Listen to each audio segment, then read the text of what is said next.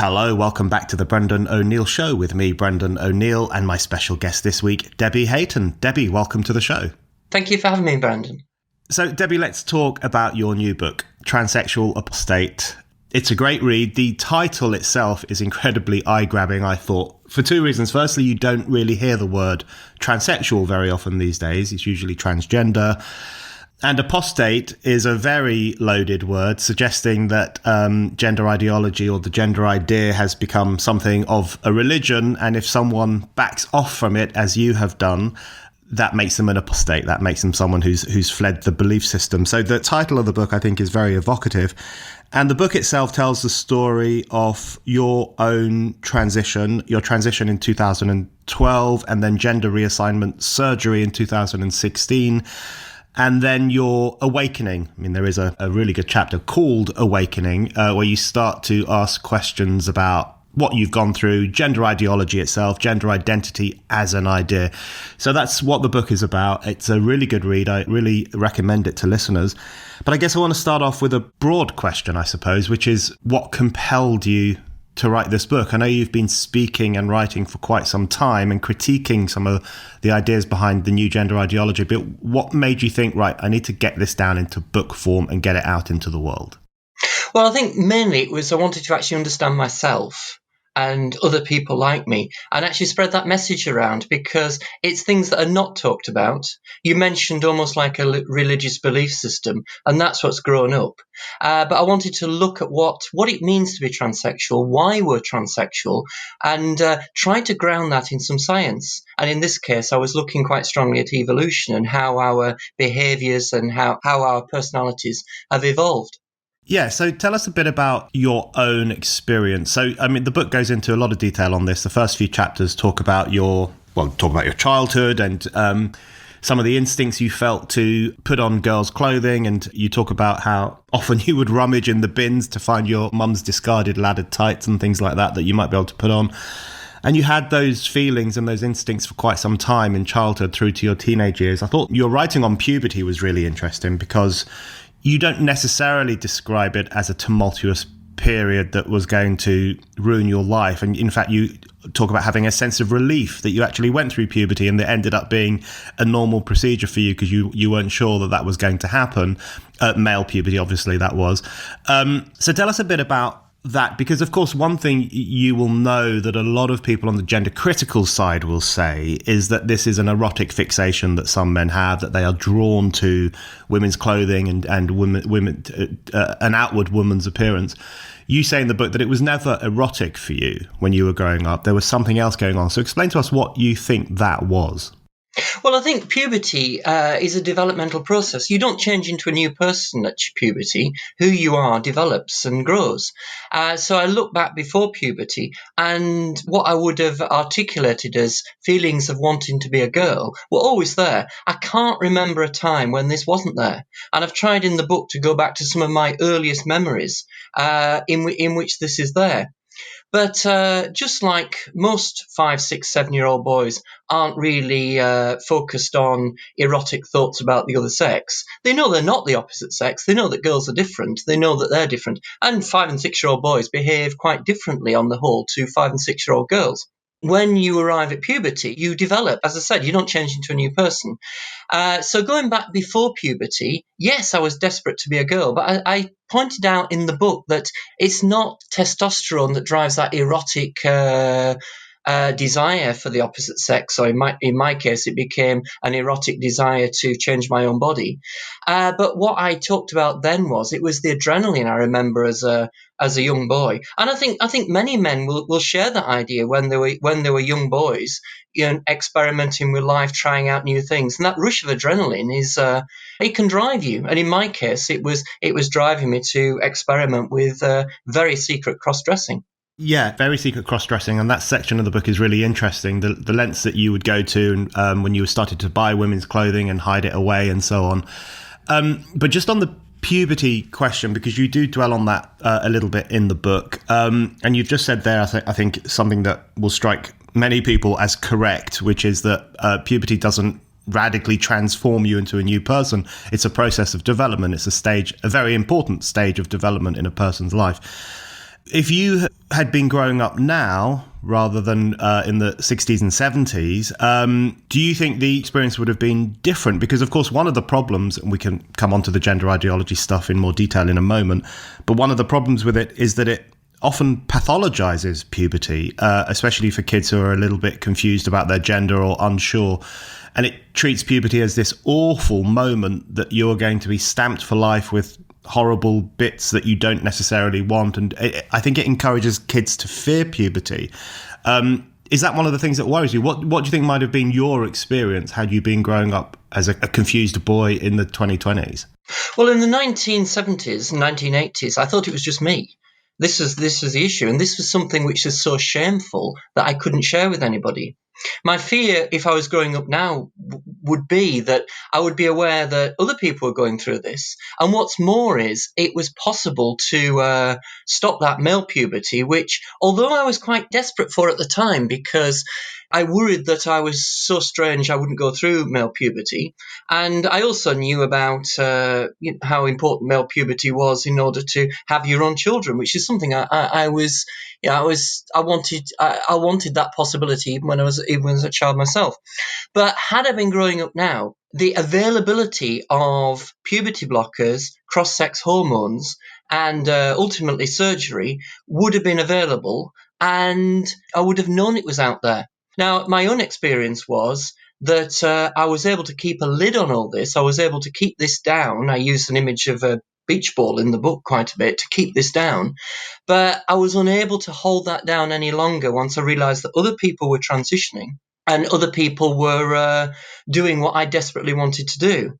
Had I been growing up now, then I worry that I would have been in that position not as a 44-year-old, but as a 10-year-old or a 12-year-old. And if I couldn't cope at 44, I'm not sure I'd have coped at 12. And then the impact on children it's just horrid what we're actually doing.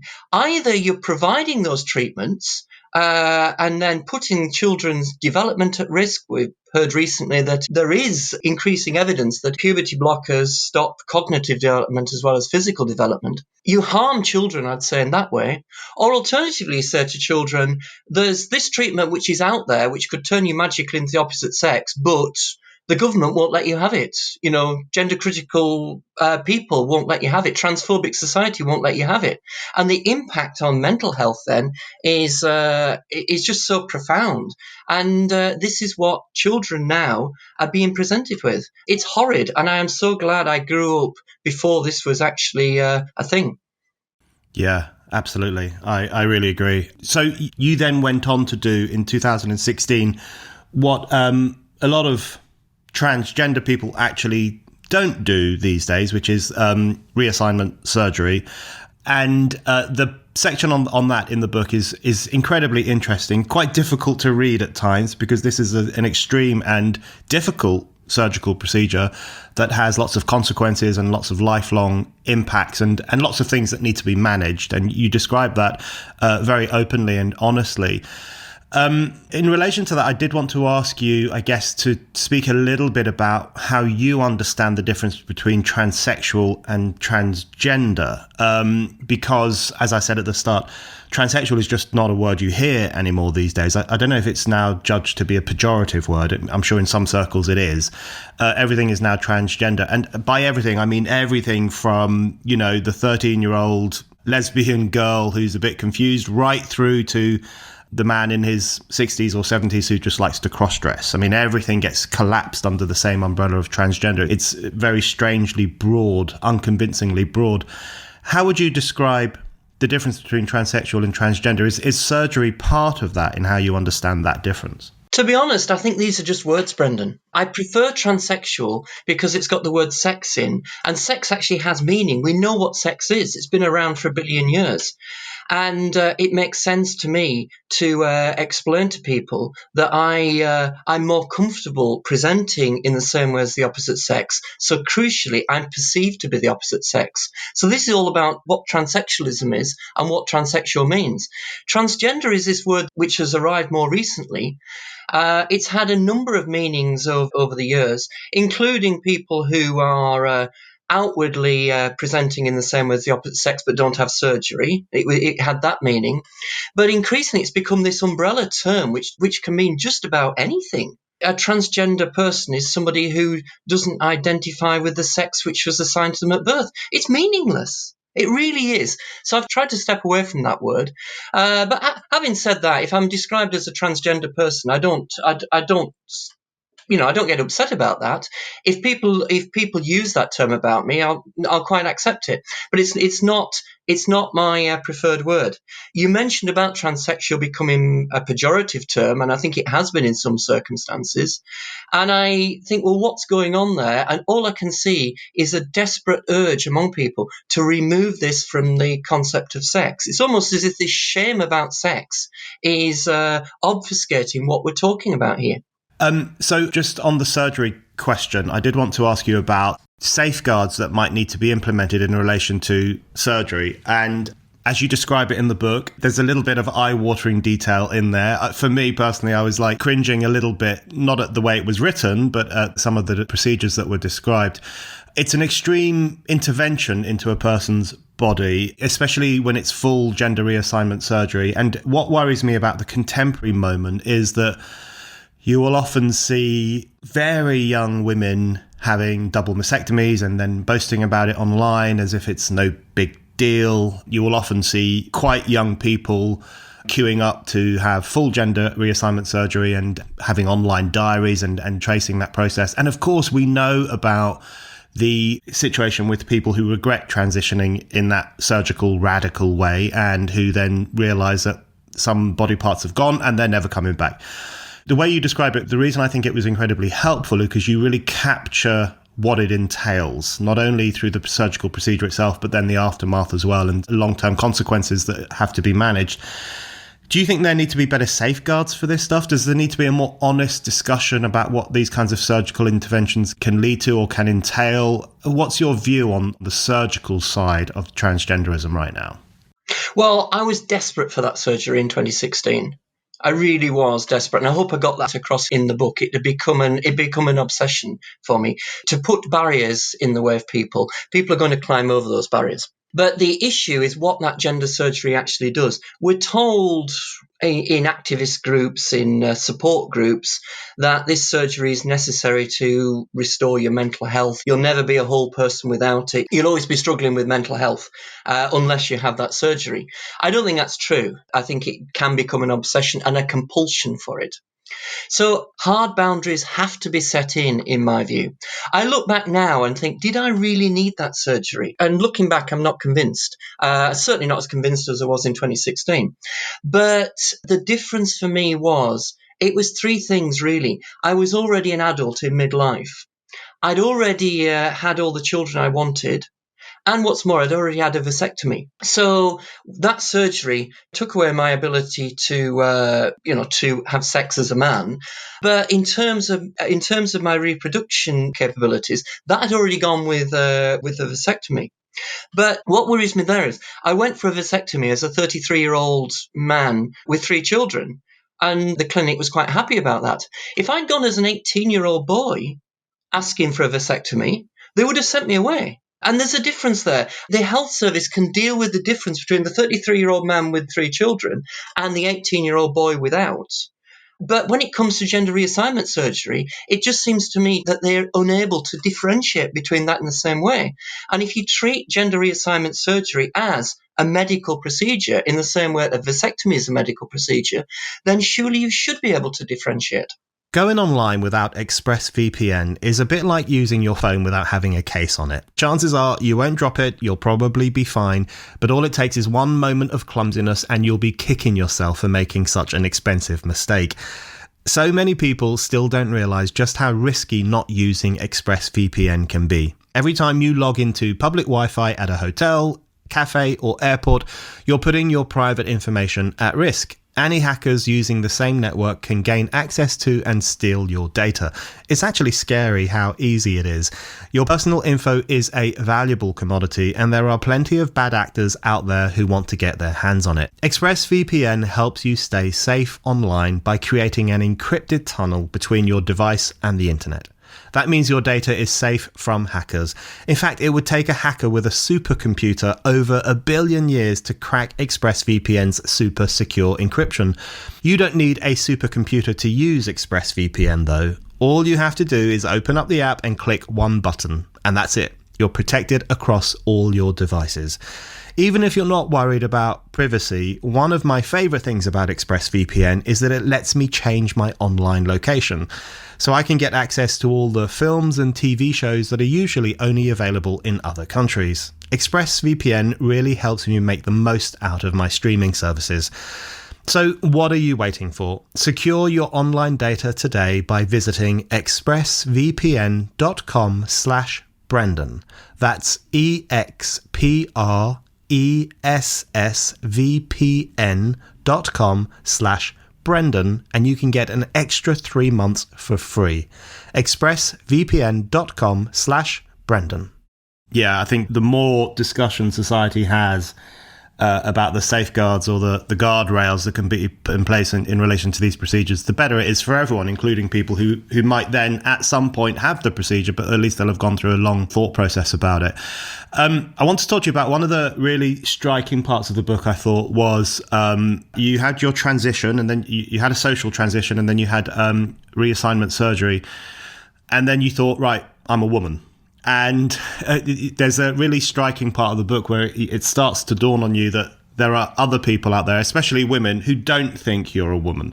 You have this great part where you say, I knew that Germaine Greer did not think I was a woman, and I knew that people who I respect, like Julie Bindel, didn't think I was a woman either. And you quote a line from Julie Bindel in which she says, I don't have a problem with men disposing of their genitals, but it does not make them women in the same way that shoving a bit of vacuum hose down your 501s does not make you a man. It's interesting that a transsexual would quote something like that, because as you know, most transgender activists would consider that hate speech. They'd probably be on the phone to the police if they saw it in print. There would be an extreme reaction to that. You became increasingly aware that even though you felt that you were a woman, there were lots of people out there who didn't agree and who weren't validating your identity in the way that you might have hoped back then. What was that like? And did you kick back against that? Did you rage against it? Did you say, yes, I am a woman? Or was it part of your slow awakening, as you describe it later in the book, where you start to realize that the gender idea, the idea that you can click your fingers and go from one sex to another, just didn't stack up? Well, at the time, this is looking back to 2016, but this dawning and realization happened very quickly after surgery, actually, in that I'd had the surgery in February, and then it was beginning to dawn on me in the June, and I can date that by a meeting I was at, where I was tweeted at from the room, and I deliberated, and I thought quite a lot about those tweets afterwards. But at the time, I was developing a lot of other interests. I had various things going on. I was getting back into school as a teacher. I'd been out for the surgery. I was also developing a business. I'm an education consultant as well. I don't mention that in the book. There was only so much I could put in there. There was a lot going on in my life, so I had a lot of things in balance. And at the time, I didn't have as much time as I might have done, really, to ruminate on what other people thought about me. I was too busy with life. That's what kept me going through that. But it became increasingly obvious that this idea that some hormones and what is in fact plastic surgery can change your sex, well, it can't. And what's more, that, as you said, that other people knew that it couldn't. Julie Bindel, that piece was quoted from something she'd written over a decade earlier and got into an awful lot of trouble for it, actually. But it was the truth. And if it comes to making a decision between the truth and what makes you feel comfortable, well, I've always been somebody who will never be satisfied with comfort when there's truth to be explored. Yeah, that's a really good point. And it's a really interesting section of the book, because I think this is where the word apostate really comes into play, because one of the key ideas, I think, of the trans ideology or the gender ideology is this demand for validation. And there's a striking part of the book where you say that early on, I guess maybe between your social transition and your surgical transition, or maybe even in those months after the surgery, you talk about how you didn't only need people to validate your identity in a polite way, but you needed them to really believe it. You needed to know that they thought within themselves that you were a woman. And that's a very stark and honest way to put it, because I've often thought that the gender ideology has the same expectation of all members of society, that it's not even enough to be polite and to use their preferred pronouns or whatever else they might want you to do in a public setting, but also that they want to know that within your mind, that they've changed how you think about gender and sex, and that you accept the idea, for example, that Monroe Bergdorf is literally a woman. They need to know that you really believe that. And it was interesting to see you lay that out as that being one of your expectations. And is that one of the things that fell away for you? The recognition, firstly, that there is such a thing as truth, and that having surgery or anything else cannot turn someone from one sex to another. But also maybe the recognition that having that expectation of everyone that they would believe a certain thing that they didn't necessarily believe can edge towards an authoritarian expectation, an authoritarian request that is put on people when it comes to these issues. Yes, in order to be comfortable, and I use that word again, I needed other people to believe that I was a woman. And what's more is I needed to believe that other people believed it. So it was an extra stage on. And it was when I was thinking, I don't actually believe this myself. At that point, the circle and the cycle breaks. So yes, it is an imposition on the way other people think. Interestingly, since I actually started writing this book, my ideas have developed further, and I think there's some chapters towards the end where I've actually said that. And to actually become comfortable in who I am, I've realised that transition doesn't change my sex, but what's more is it doesn't need to change my sex. And I think that was another awakening which I had actually during that process when you're writing this book and you're working through papers, you're working through what other people said, and then you're trying to express your own thoughts on paper, which is hard to try and get those ideas across. But at that point, I'd say, well, yeah, Monroe Bergdorf isn't a woman. If Monroe Bergdorf appears to be a woman, then you can get back to the if it looks like a duck, quacks like a duck, and sounds like a duck, there's that argument as well, which I think is something that we overlook. Human beings we're social animals, we're social creatures, and the way in which we perceive each other is crucial. And I think that's something which I've tried to explore in the book, and I think there's further to go on that. Okay, so I want to ask you how you understand the concept of gender identity, because this is one of the things that you have your awakening about, and you move away from, and you become an apostate in relation to it. There's a striking part in the book where you say, without gender identity as a crutch, how else can I justify the surgery that I had consented to? Which is, when you think about it, a really profound question for someone in your position. But you describe attending a meeting because, of course, as you say, you work as a teacher. You also worked for the Trades Union Congress as an LGBTQ representative, and you've done lots of work in those fields.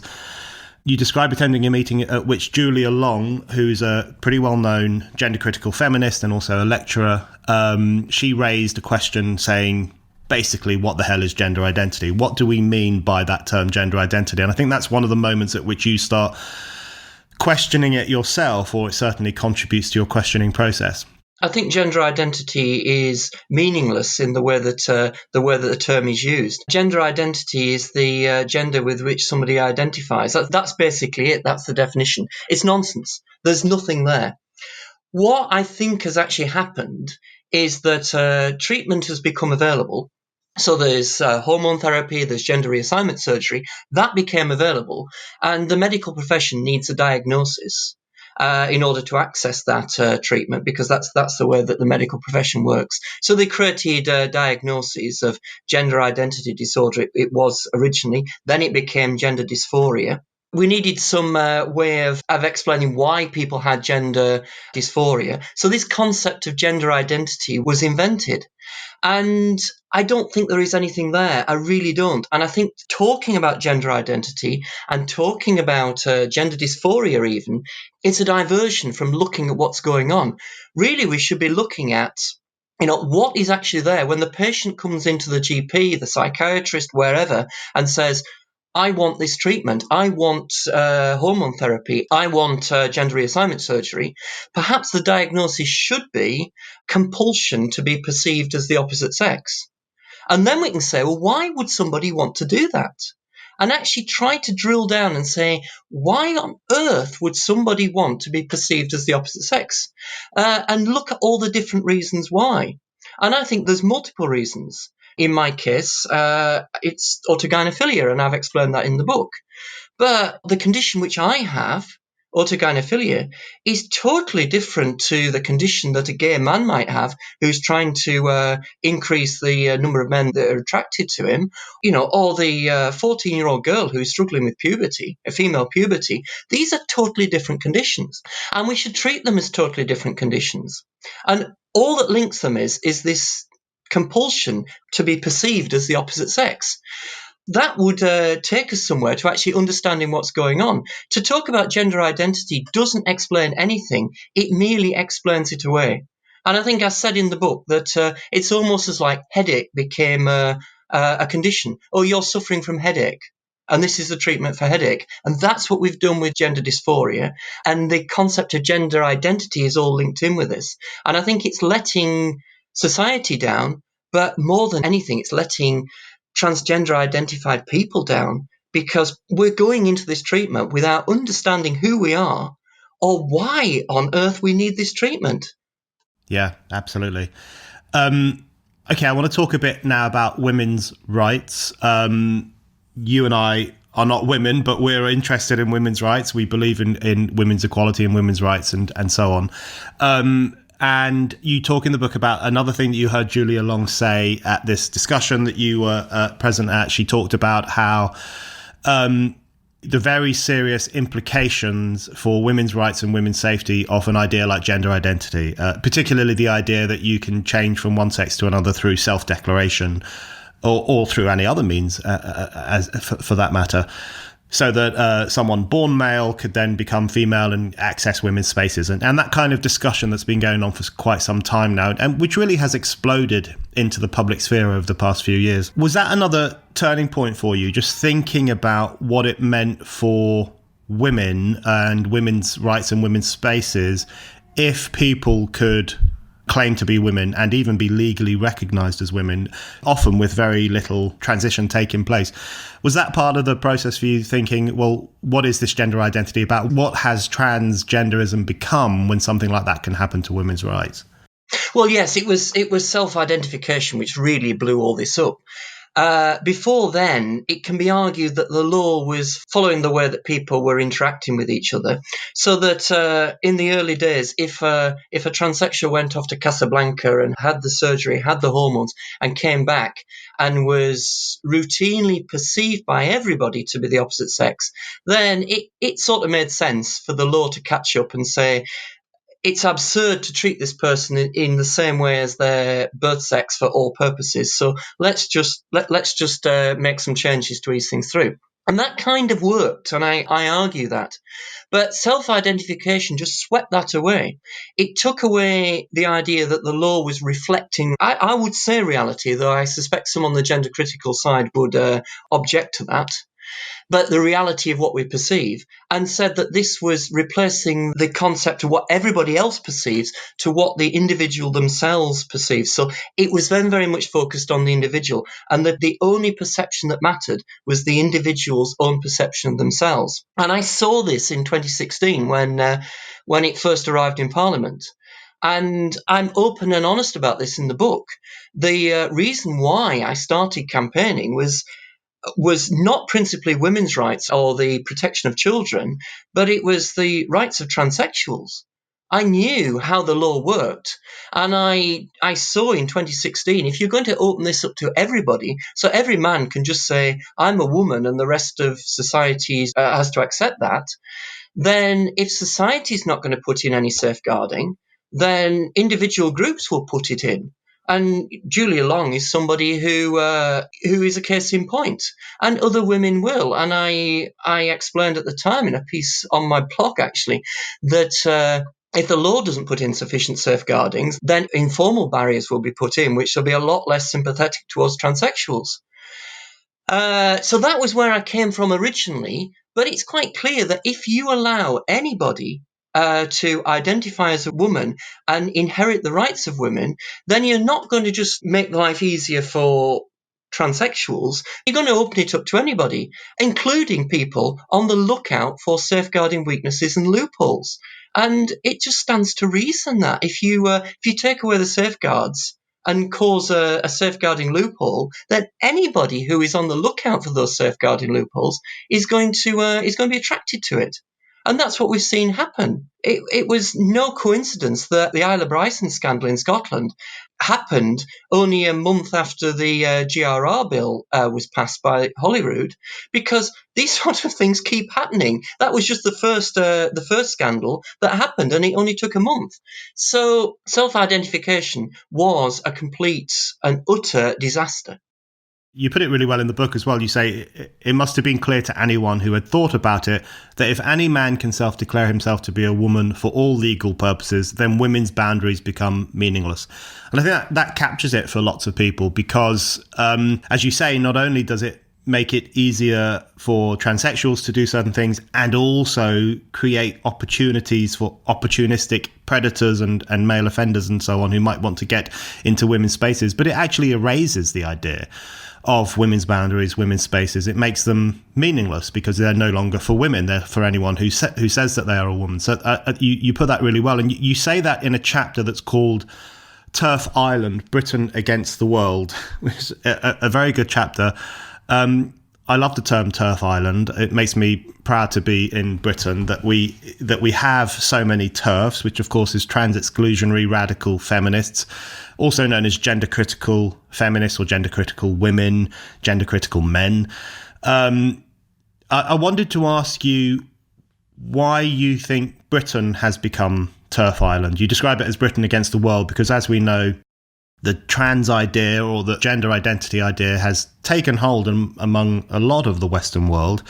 One might argue it's also taken hold in Iran as well, where they have a lot of gender correction surgeries, as they see it, usually against gay men and gay women who have to be turned into the correct sex, as the theocrats understand it.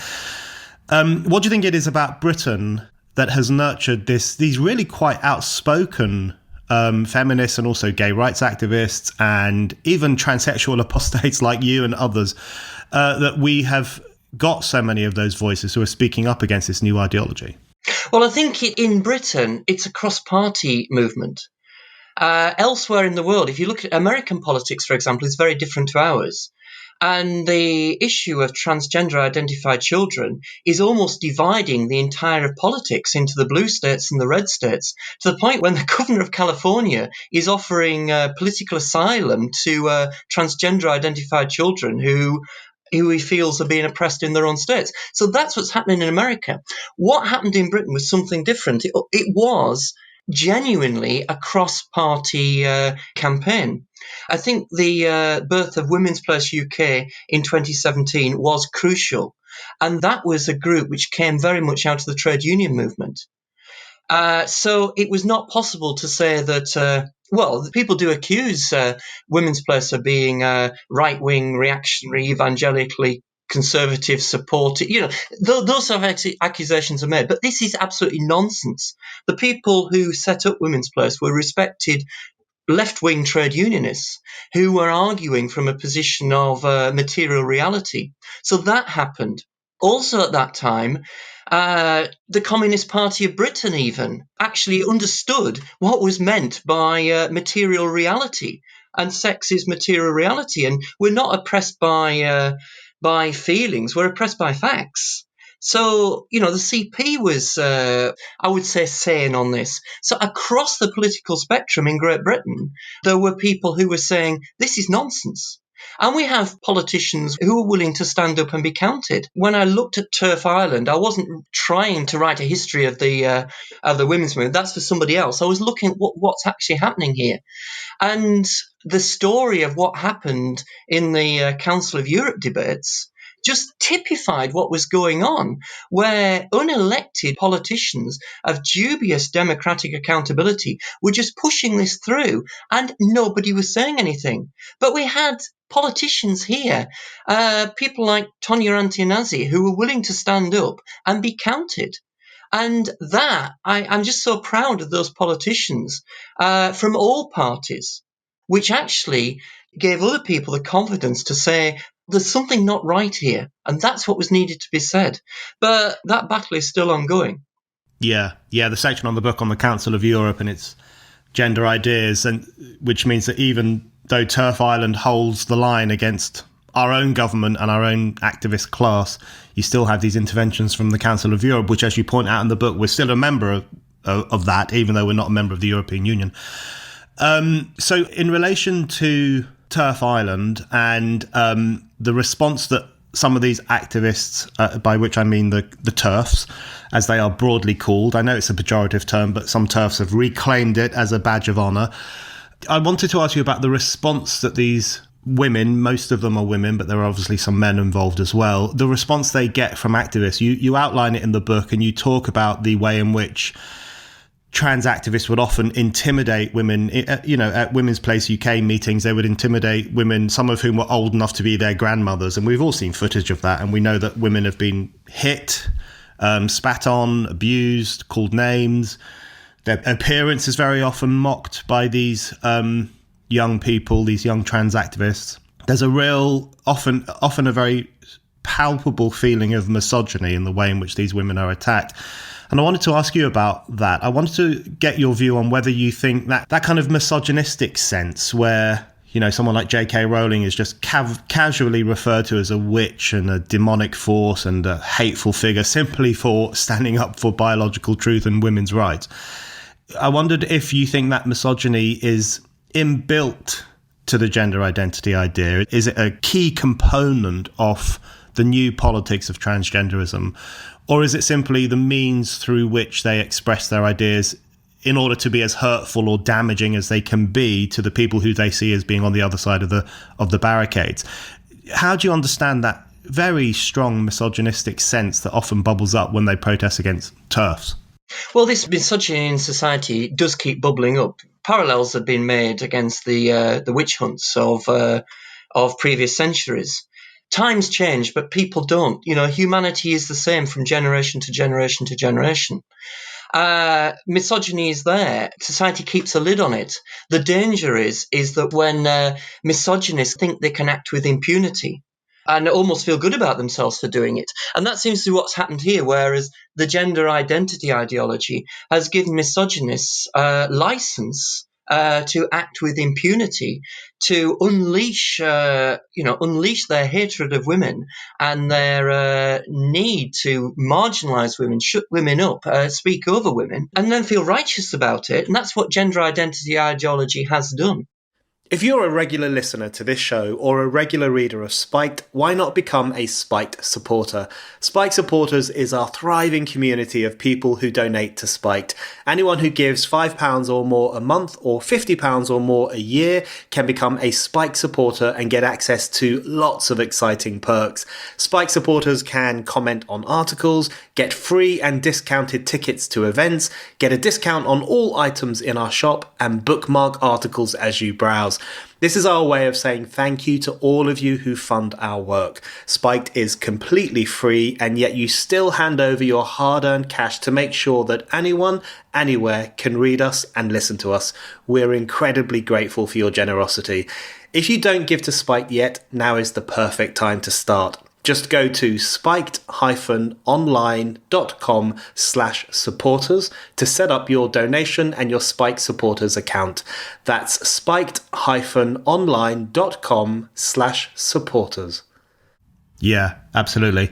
On the politics side of it, I think you're really right to say that, the idea that gender critical thinking or this kind of activism and writing, the idea that it's a right-wing phenomenon just doesn't stack up at all. And it's often branded far right, as we will know by, trans activists and others, Guardian writers, whoever it might be. They will often say that turfness is a far-right phenomenon. Judith Butler says it's a species of fascism, essentially. It's simply untrue, as you've pointed out, and as you point out in the book. A lot of trade union women have been at the forefront of standing up for women's rights against the new ideas of gender identity. A lot of the most outspoken so-called TERFs are women of the left, women from the old feminist left. And of course, Rosie Duffield is one of the most effective members of the political class who's raised questions about this issue. And she's in the Labour Party, although how much longer that will last is open to question, I suppose. As well as, of course, Kemi Badenoch on the other side of the benches, who's been incredibly effective as well. But in terms of politicians, I wanted to ask you why you think so much of the political class has gone along with the gender identity idea, either with real relish. There are sections of the Labour Party who would, die on the hill that a trans woman is a woman, or they've gone along with it seemingly because they think it's the right thing to do, like Keir Starmer, who for a long period of time stumbled over question after question about whether a woman can have a penis and who has a uterus and so on. How do you explain that sense of capture? Surely it's not down to the power of the idea itself, which you do a very good job in your book of picking apart. Is it because they want to be seen to have the right way of thinking? Are they scared of the response if they dare to say that a trans woman is not a woman? How do you explain the capture of the political establishment by a lot of this ideology? I think the political establishment has abdicated responsibility. They just don't think. Beyond perhaps wanting to be kind, perhaps wanting to be inclusive, those are good things to live by, I guess. But it's not then thinking about the consequences. That's what politicians have not done. This has been something for the women, or something for the LGBT strand. There's economic policy, there's defence policy, there's important policy here. I think it's looking at transgender inclusion, if I want to use that word, is seen as something which is not crucial. It's secondary, so we've thought about other things. It's allowed activists to dictate policy, because if you need a policy on transgender inclusion, then either you sit down and you spend days thinking about the issues, or you contract it out to somebody. And too much thinking has been contracted out to an activist lobby, which is small in number, but makes a lot of noise and will produce that policy. And to politicians and policymakers who think it doesn't really matter. I think that's the issue. Right. I wanted to ask you, I've got a couple more questions for you, and I wanted to ask you, this is a big topic, but we can touch on it at least, about the issue of children and the internet, or children and technology. And you have a chapter towards the end of the book on children and technology. And earlier on in the book, you talk about the growth of the internet and the growth of internet forums where validation for one's presumed gender can be won very, very quickly. And you talk about the issues of children's relationship with technology and the impact that can have on their understanding of sex, gender, and their expectations of society. Now, a few years ago, I probably would have been a bit critical of the idea that the internet is to blame for the problems young people face.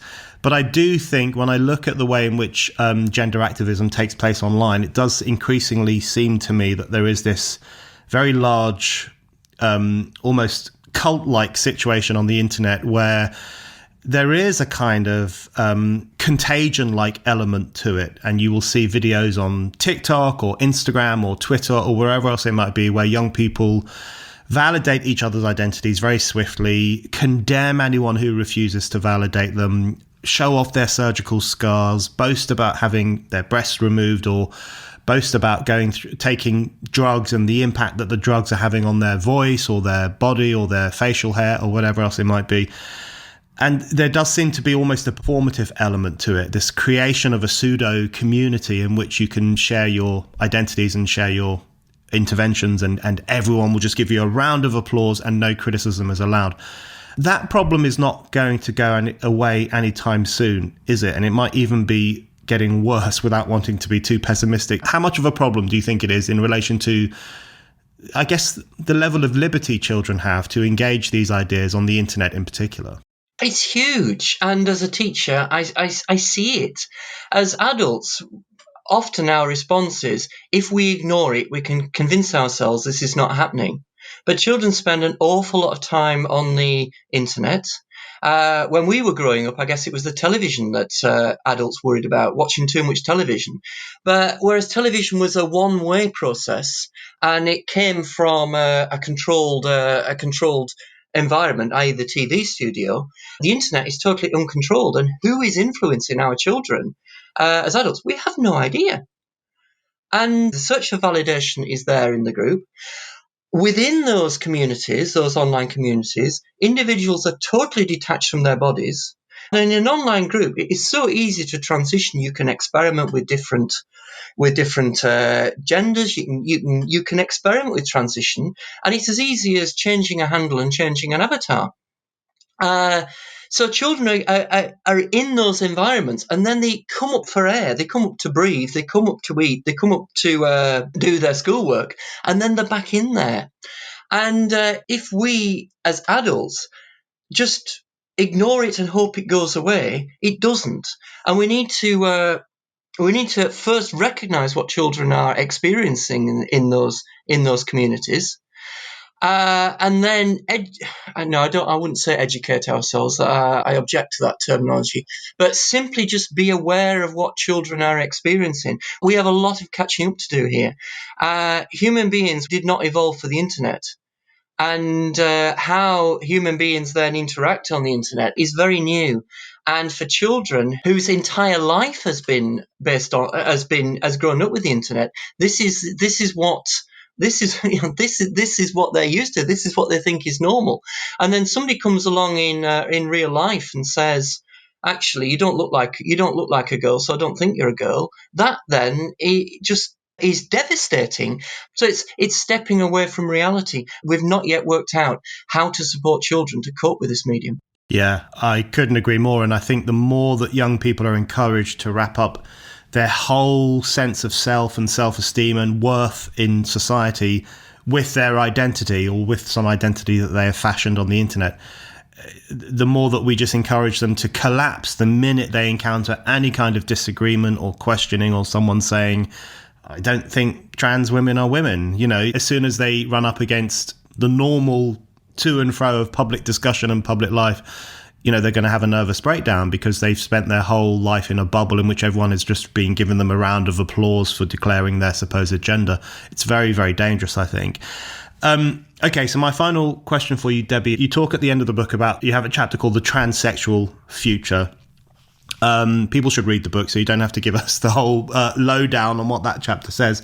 But I did want to ask you where you hope the discussion will go next, and whether you believe there is a way to balance women's rights, which are incredibly important and long, hard fought for, with transsexual rights, and even, with allowing children to have a bit more freedom than our generation might have had, but also making it clear to them that they shouldn't lose themselves in the internet and they shouldn't rush into any form of hormonal or surgical intervention.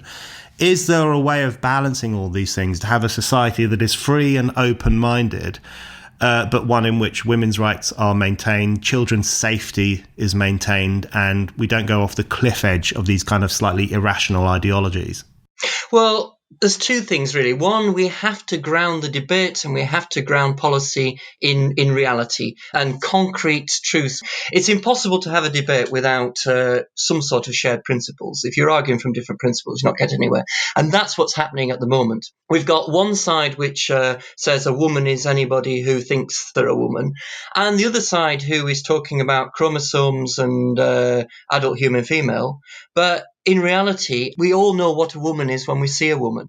So we need to come back to reality. We do need to consider chromosomes. We do need to consider how people think about themselves. We do need to consider how other people think about other people. That's all what it means to be human. So we need to reground the debate in terms of common principles. But also, there's been a battle going on here. If I was looking 5 years ago, I would say that the trans activists thought they could win.